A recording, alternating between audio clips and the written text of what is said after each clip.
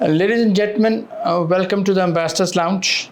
The peace process between US and Iran, which was facilitated by Pakistan and some regional countries, have apparently hit a snag.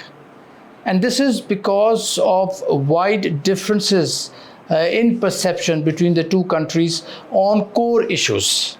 For US, it seeks a broader concession from Iran on its missile program, on its nuclear program, and on the regional proxies.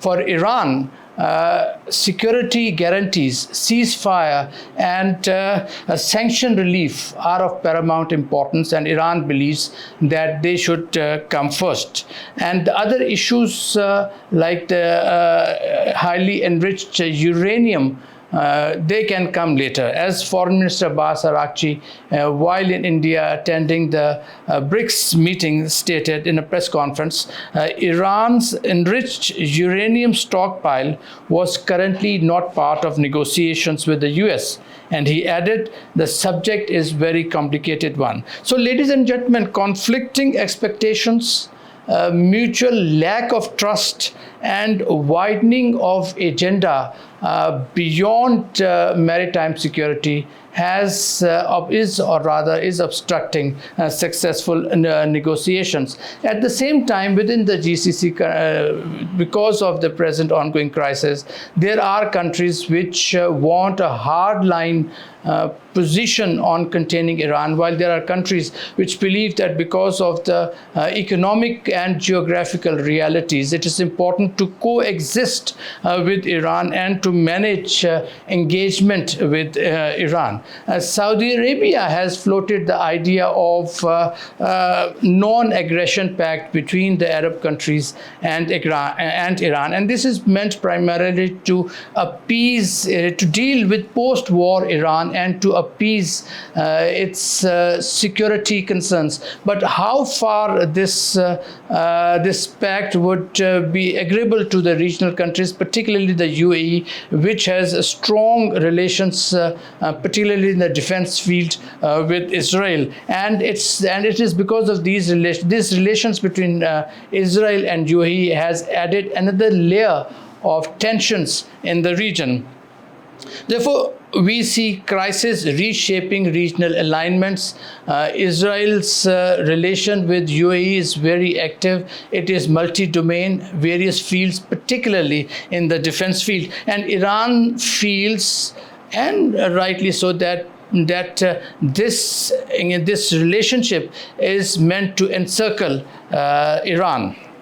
President Trump's much hyped visit to the US has come to an end, and the expected agreement between the two presidents on Iran has not happened.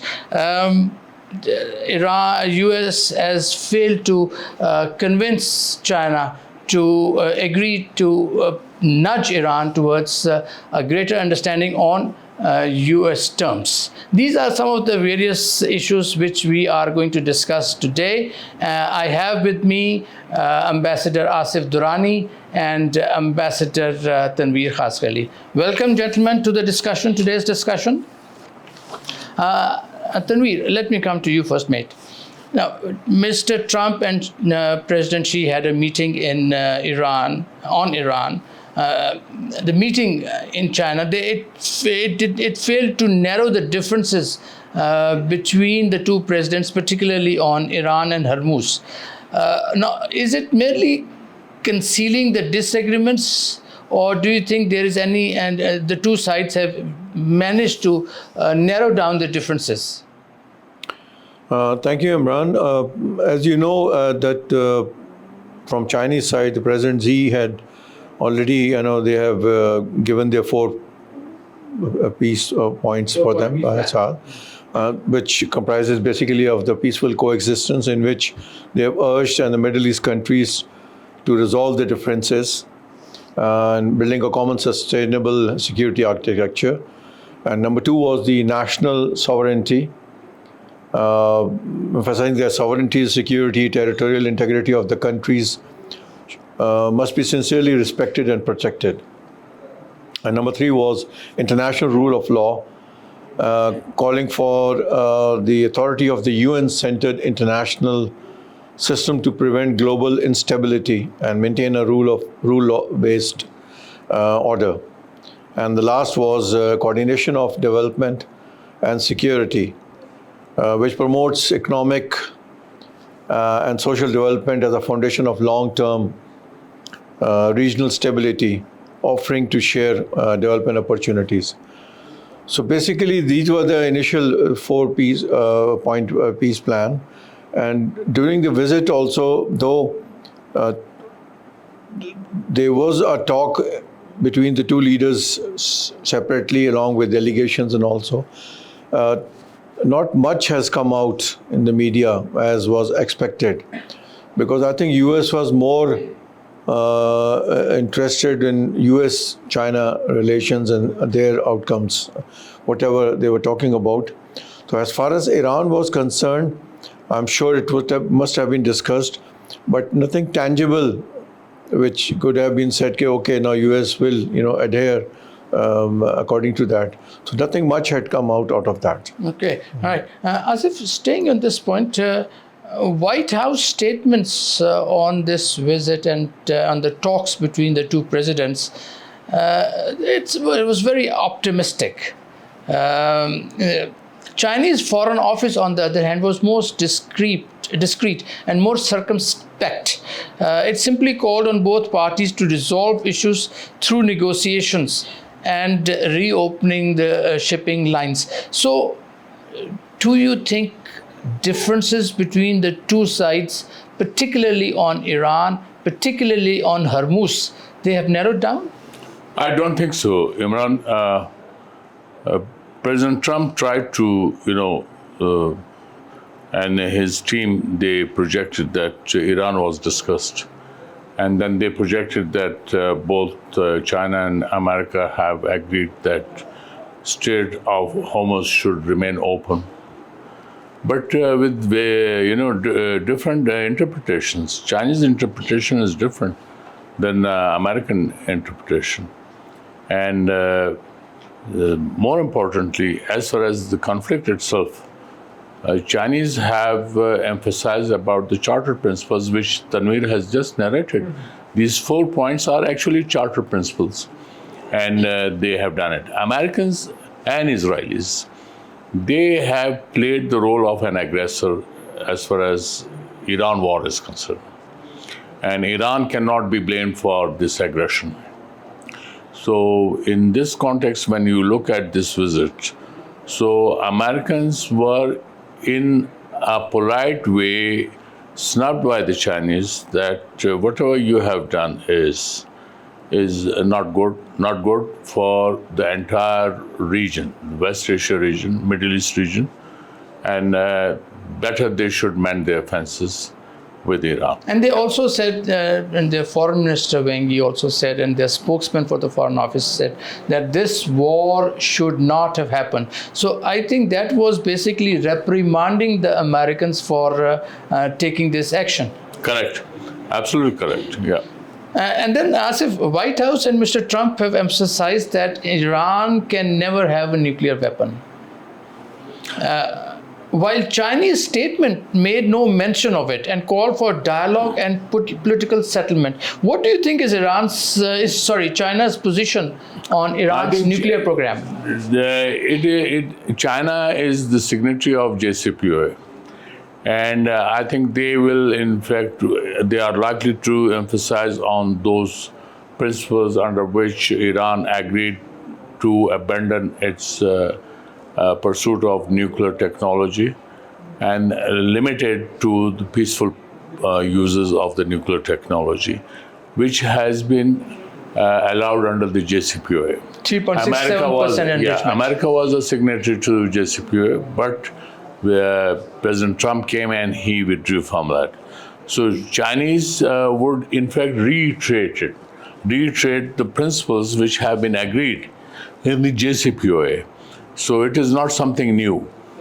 Yeah, what China has done is they have just reiterated their position. But President Trump's present position is it contradicts even NPT norms also. What they want is, and recently President Trump said after his visit to China that he would be agreeable to 20% 20-year moratorium on complete enrichment of uranium. That would be a bit too much, don't you think? I think it's a bizarre demand. I mean, an unusual and nonsensical demand, because you are talking about the commitment which Iran has made under the JCPOA and likely to be making with the Americans if there is a future agreement with the Americans.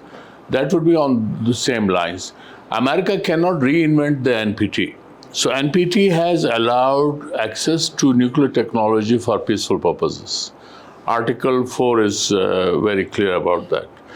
If that is the case, and if we agree to that, then stretching the argument on nuclear issue is, I think you are taking it too far.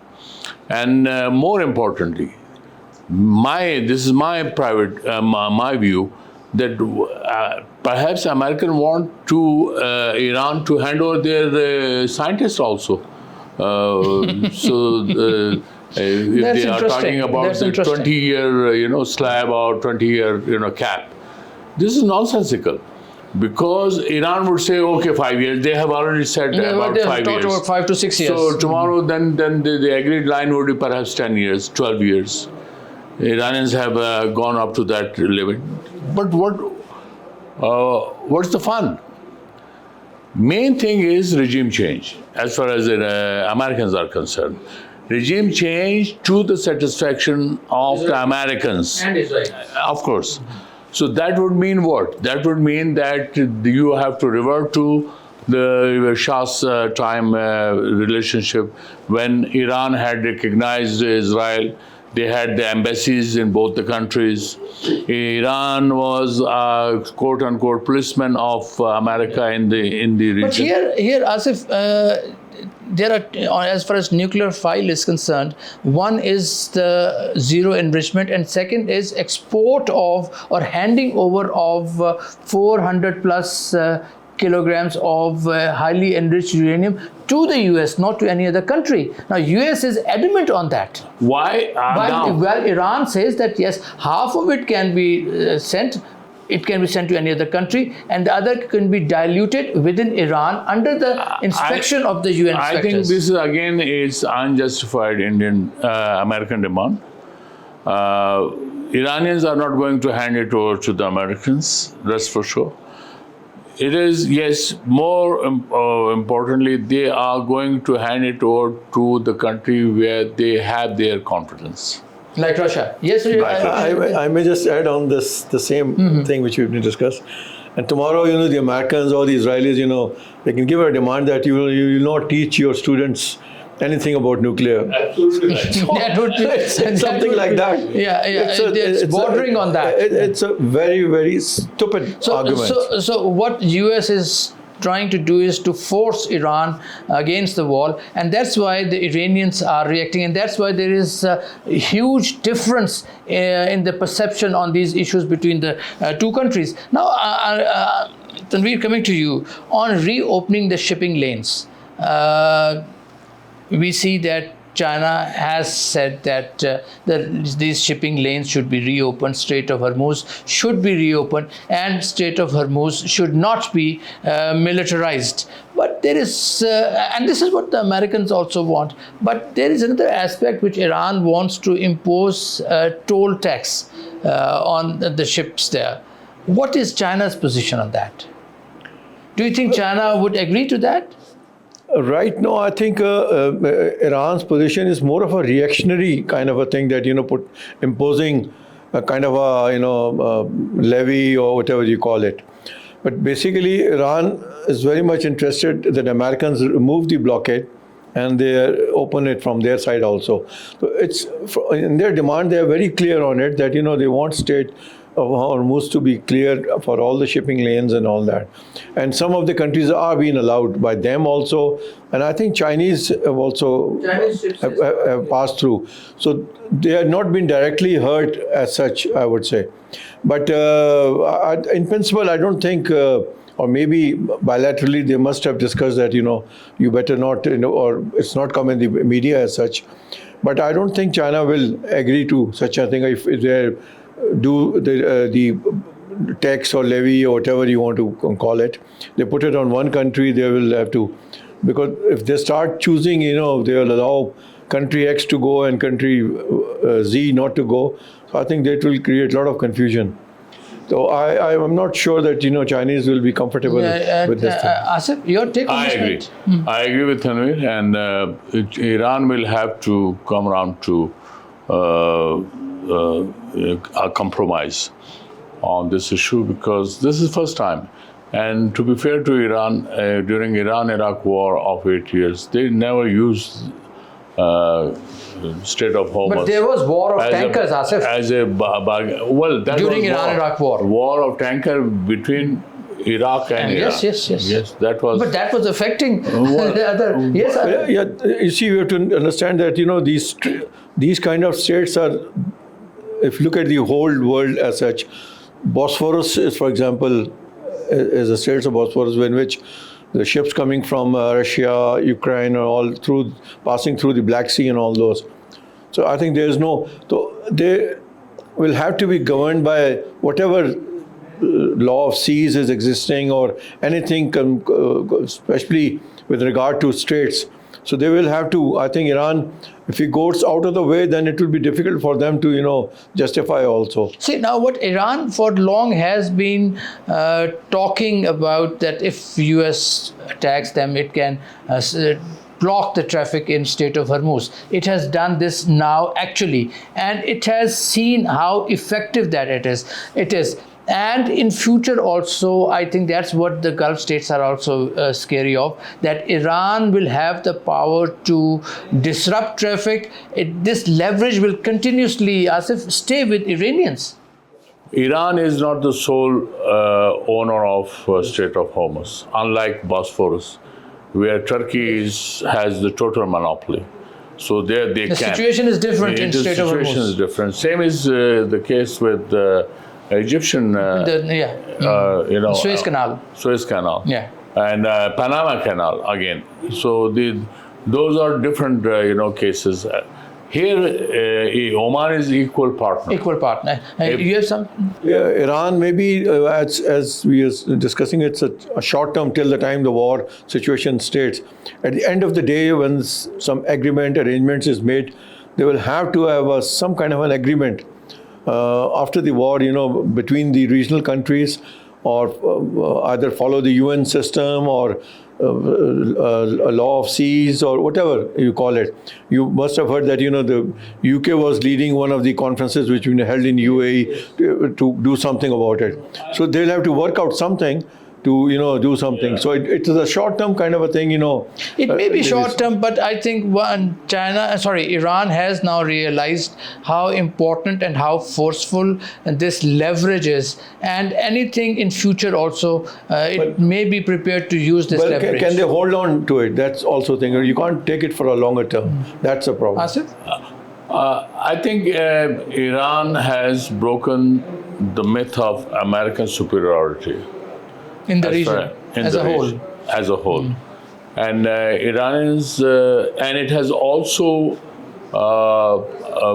proved that the geography is the biggest asset for any war situation.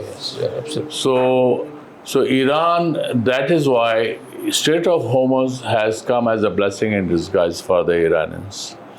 And it has awakened the entire world that what is going on. And it has put the Americans also under pressure.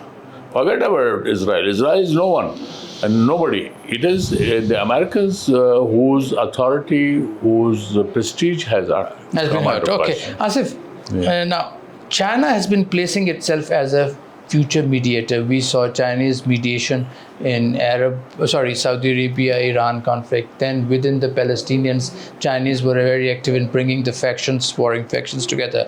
So it was active, and the world believed that it was a step in the direction where China would want to be a mediator.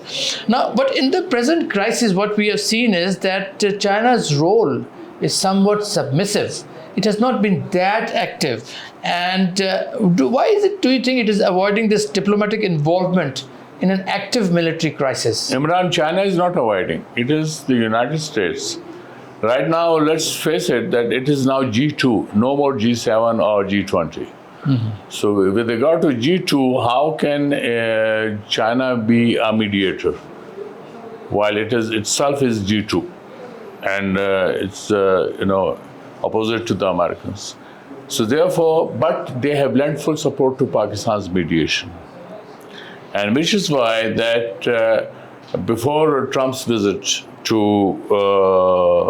China, Chinese Foreign Minister called our Deputy Prime Minister and Foreign Minister Sagda about the entire situation, which is why I think that has come up during discussions in China also.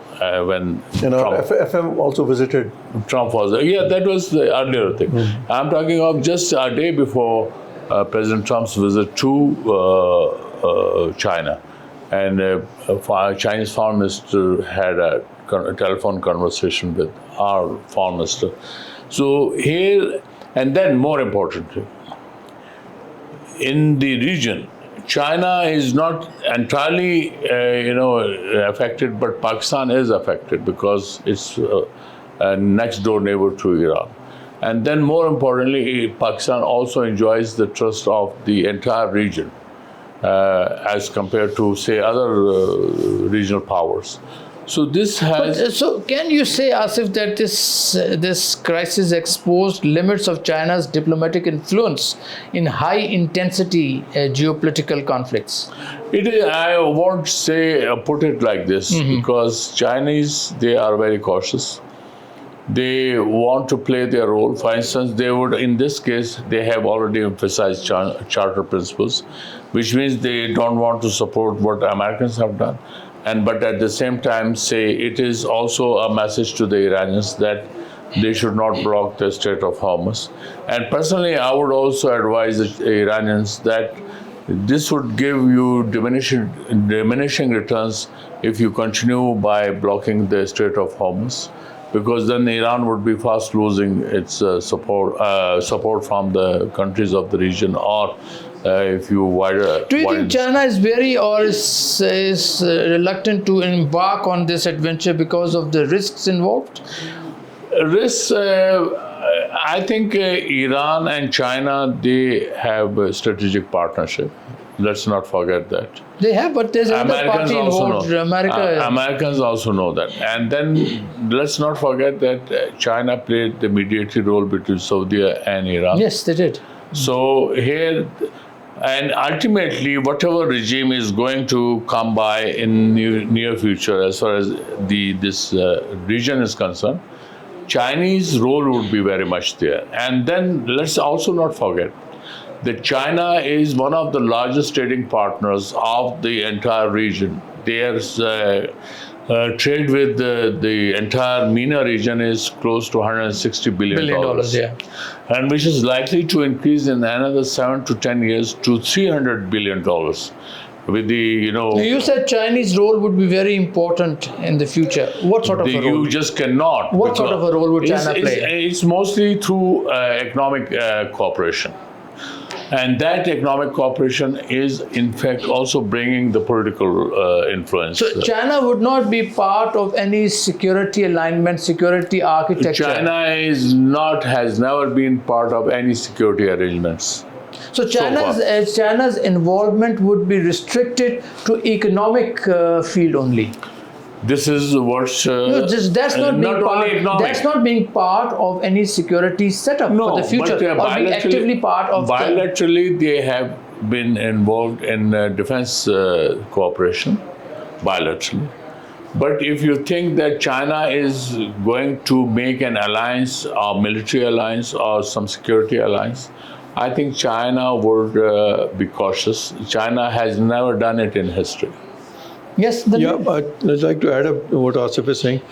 We're talking of China, Iran relations, and all that, but we should know that Russia, Iran also has a lot of security arrangements in terms of, Russia is involved in its own problems. no, it's there. But with Iran, they had a kind of an Yes, they arrangement have. which is very much there. And since we were talking of economic terms, the train connection to China through Iran and Central Asia and all those, that activity is also The very international and north-south. yeah, so that is there, and they can reach to Bandar Abbas port, but I don't know. Now, you two gentlemen have talked about the 4-point peace plan of President Xi.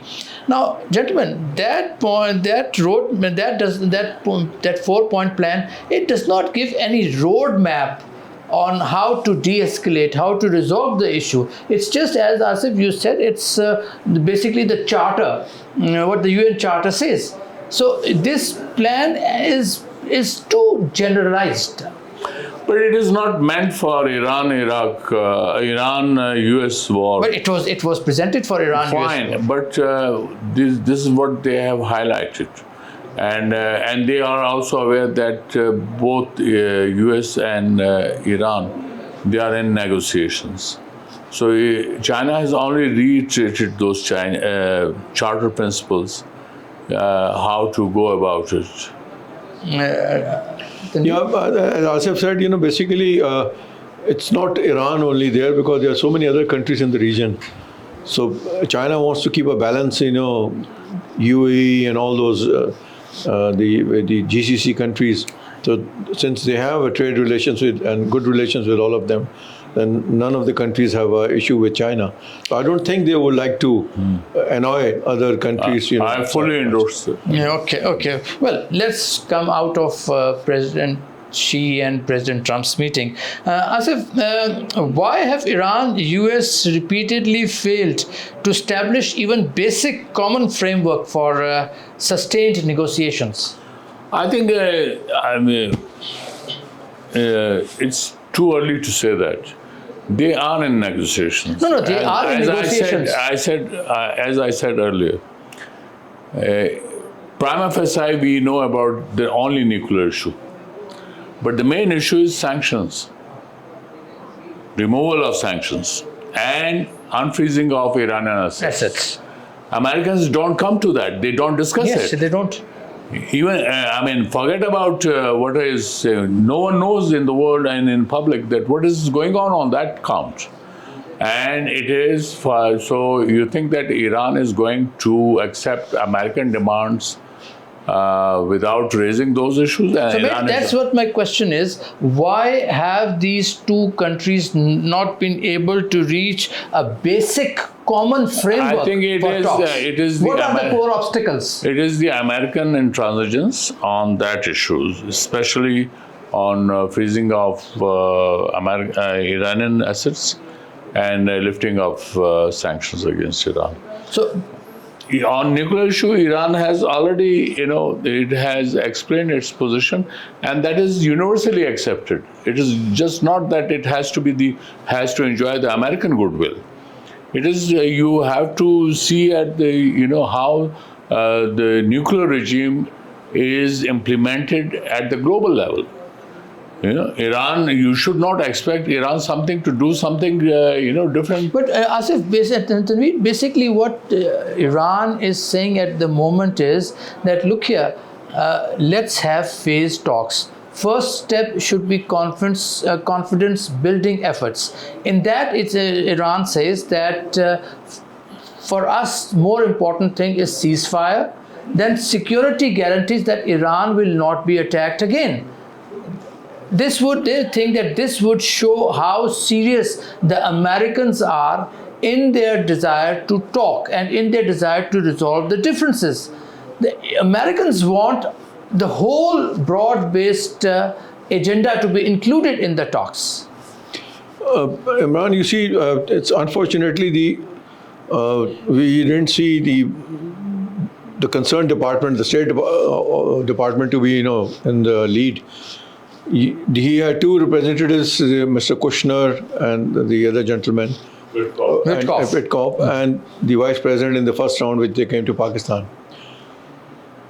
The whole media and on these peace talks, the first thing we see was the whole world, rather, a tweet comes in the morning from Mr. President, and everything goes topsy-turvy. And then they talk on one subject, as we were discussing initially, that nuclear was a top priority, and then suddenly the ceasefire comes in. So they kept on changing the goalpost. I think that also has created a lot of confusion. If there was a organized, planned discussion with an agenda, agreed agenda by both the countries or the mediators, things would have. Now we only hear through the media that a plan was given by country A, which was conveyed through us to the Iranians. I think that went out. Now they're probably doing directly also. This is what the media reports. So, Tanveer, do you think that we all know that there is a serious trust deficit between the two countries? How important or how significant is this trust deficit in obstructing the progress of the talks? It's very much clear, basically. Now, what they have to do it, if they really want the ceasefire to, hold on and sustain everything, they need to, either do the talks directly or through a mediator, may it be Pakistan, or if they find someone else also. Because there was a lot of spoilers, especially our neighbor on the east and Israelis and all, who must be very happy that we are, thrown out of the as mediators, and they do. They need to have a laid down charter or a plan that how to go about. But who is going to decide? Basically, either the president gives hand to his vice president or Mr. Kushner or whosoever is leading the negotiation. There have been some negotiations going on somewhere which are not reported to the media. Unless a clear-cut agenda or something is given out, only then a picture can emerge and we see how they want to do it. Asif? Imran, here the main stumbling block is Israel, which is in fact prevailing upon the US of not coming to an agreement with Iran. And the irony is that Israel itself is an undeclared nuclear weapon state. Yeah. And no one is asking any questions about Israel's nuclear program. This is the irony. This is the hypocrisy we are facing. And then Israel has the cheeks to tell the world and to Iran not to be nuclear. Not to go nuclear. So here, I think... So, Asif, do you think has the US overburdened the talks by insisting on broad-based agenda, which include, besides straight Iran's, the whole issues with Iran? I think the issues are clear. From the Iranian side, nuclear guarantees which Iran has given. But from Iranian side, the issue is lifting of sanctions and unfreezing of its assets. But as Iran is insisting that as we discussed earlier, Iran is insisting that let's discuss the ceasefire security guarantees first before we come to the main issue. Well, that is being discussed. And for Iran, I don't know why they are raising, and if this formulation is correct, about guarantees from US not to attack. Mm-hmm. Well, how these guarantees can be given? Mm-hmm. This is my question. Had this been the case, did America went to the UN Security Council to attack Iran? Mm-hmm. This should have been the case. They didn't go there. In the case of Afghanistan, they had the support of the UN Security Council. Resolution 1368, 1373. In the case of Iran, it was not the case. So what kind of guarantees Iranians are seeking? And then America attacked Iran, so Iran has in fact preempted it. So probably Iran wants Americans or President Trump to give them assurance that they will not attack. What I mean, this is bizarre. I'm sorry to say, but for me, the issue is you have clear issues, nuclear, and then from Iranian point of view, the American sanctions as well as freezing up their assets. What is happening on that count? While on nuclear issue, you do see something coming from the Americans. Tanveer? But on those two sanctions, nothing is there. Yeah, as Asif was saying, at times, once we talk of Mr. President giving mixed signals, if you remember during all this thing, suddenly the American media started playing on that, and based on the tweet by Mr. President that, who's in control of the Iranian system? It's IRGC or is the leadership, and as if there's nobody in control in the country. So who's basically proposing all these things? So you're giving kind of a mixed signals that, everything is, and because every second day they say we have won the war and everything is fine. But, and again, they are negotiating with people. So exactly one time they say that, there's no command and control, we have, destroyed everything. So they have to be very clear exactly if they are talking to Iran, to whom they are talking. So now, gentlemen, Mr. Trump has two options. Either to resume military strikes on Iran or to continue economic pressure, which they call, which is presently on, they call it Operation Economic Fury. Both have their drawbacks.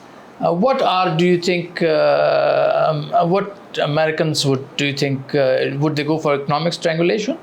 They are already doing that. Would they intensify it? Well, how? I mean, one would like to know that. Because already Iran is under severe sanctions. And except for medicines and food, nothing is coming inside of Iran, as per the American sanctions. But as if economic strangulation, or this is a long-term process, it would need 4 or 5 months. Mr. Trump is not in favor of that long conflict. He would like to have it resolved sooner than that. But because of the elections, because of his own legacy, because of his own popularity. But the question is, this is of President Trump's choosing. He asked for it. No one, Iran did not attack any country. It was the United States, and Trump thought that he will quickly resolve this issue. Initial statements, if you look at that, it was a matter of 3-4 days. But it has lingered on, and now there is a stalemate. So it is going against President Trump's wishes. Those are not being fulfilled. Tanveer? Yeah, I think it was probably, I would say, total miscalculation on their part. Either the political leadership or the military leadership, or whether he even discussed with the military leadership. So Mr. Trump is not getting any off-ramp. He's caught in the mess. He is, and the kind of the informations or the tweets or whatever you call it coming from his end, they are not focused. One day they're saying one thing, next day they're saying, just listen to the press conference or the of the Secretary of State or Secretary of War, which they call it very much, and the kind of talks they do, it's. You can't even express. Okay, ladies and gentlemen, my final question to both of you is that Mr. Trump on board Air Force One, returning from China, said that he was talking about the ceasefire, and he said, I agreed to ceasefire as a favor to Pakistan. I was not for it. Asif, what did Mr. Trump mean? It's very generous of him. I think this is what one can say. Because he's holding the trigger and his finger is on the trigger. Yes. I would not like to comment on it. You would not like to comment. Thank you, gentlemen. Ladies and gentlemen, on April 7, President Trump declared that U.S. had largely achieved its military objectives in Iran. And he has repeated this narrative time and again in various forms and structure. he boasted that U.S. had destroyed the Air Force, Iranian Air Force, and Iranian Navy. If such was the case, then U.S. Should have ended its military engagement with Iran. It should have withdrawn its troops for Iran, but because of Iran's total control over the Strait of Hormuz. American policymakers have had assessed that withdrawal of troops at this juncture, when Iran's leverage was at its highest, would have raised questions about America's security guarantees and America's commitments to the region, and it would have led to permanent instability and insecurity in the region. In such a scenario, it was logical that reopening of Strait of Hormuz should have been America's main goal, primary goal, isolated objective of U.S. diplomacy. But U.S. diluted the possibility of an early agreement by broadening the scope of the talks and negotiations beyond Hormuz to include the nuclear issue, to include the missile issue, to include question of Iran's proxies and also Iran's regional presence. This created structural issues for the negotiations because each added issue created political costs, or added to the political cost of the compromise. Mr. Trump's desire for complete and unconditional surrender of Iran, in fact, weakened his diplomatic position and created a diplomatic overload. He failed to sequence the talks, and the more ambitious his goals became, it became less likely to achieve them. Iran, on the other hand, has realized how important Strait of Hormuz is in future negotiations. It has assessed that U.S. or President Trump wanted an urgent resolution of the issue, more urgent than Iran's desire for a complete and comprehensive settlement. Therefore, Iran has linked the opening of Strait of Hormuz with the sanctions relief. Iran's leverage has created economic and time pressure. It has emboldened Iran, and it has prevented Americans to extract meaningful concessions from Iran. Analysts would believe that, or argue that, U.S. would have been in a much better position, stronger position, if the strait was open. Now, Mr. Trump has returned from China, and not much has been achieved on the Iran file. It has now, Mr. Trump obviously is not a very confident man now, and he has to decide whether to go for a military option or to prolong the Operation Economic Fury. Both have their after effects. Thank you for watching Ambassador's Lounge. Please subscribe to our channel, and we'll be back.